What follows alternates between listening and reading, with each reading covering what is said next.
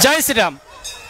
भक्त प्रति मुहूर्त रे खोजु थाए टिके भगवान दर्शन करने एते संख्यार भक्त आज समागम होती से भक्त माने जेतेबेले धाड़ी रे ठिया होती सेतेबेले निज मन भितर गोटे प्रश्न आसूची जे एते समय धरी मु धाड़ी रे ठिया होती सतरे कौन मु महाप्रभु को दर्शन करि परिबे सतरे कौन महाप्रभु तांको हाथ रे तैयारी सारा सृष्टिर मो भली जो छोट जीवटी को महाप्रभु तैयारी करछंती सतरे कौन आज ए नयन से महाप्रभु शरीर को टिके दर्शन करिवो से महाप्रभु पाद पद्म को टिके दर्शन करिवो एही भली भाबे अनेक मन भितर प्रश्न आसीची मन भितर निजर प्रश्न आज उंकी मारिची एवं भक्त जाई महाप्रभु को दर्शन मध्य करिची निज अंतर भितर जे वेदना अंतर भितर जे भावावेग आज परिप्रकाश करबा पई आम गहन रे जने भक्त अछंती अनेक दूररू आसीचंती एवं महाप्रभु को दर्शन सारी एबे आसुचंती अनुभूति रे द्वितीय अयोध्या कार्यक्रम आम स्वागत करवा आपण को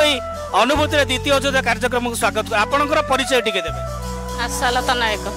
आपण कोठु आसीचंती? गोळगोळा।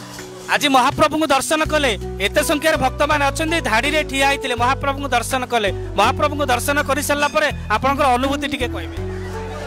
मु तो सब बेले अनुभव करूची प्रभु को सब पादे पादे अनुभव करूची मु रात शोथी प्रभु जाकि दर्शन दौरान जगन्नाथ मु पिलाटी बेलू भक्ति करे छोट बेलू जानला दिन मु तांको बिना मोर किछि नाही जीवन रे।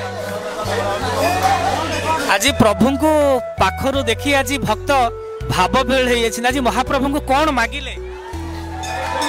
मागिनी किछि खाली देखिकी आसी मुंडिया खाली मारिकी किछि कहिनी प्रभु तंत्र जे आम जानती अंतर कथा कहि कोन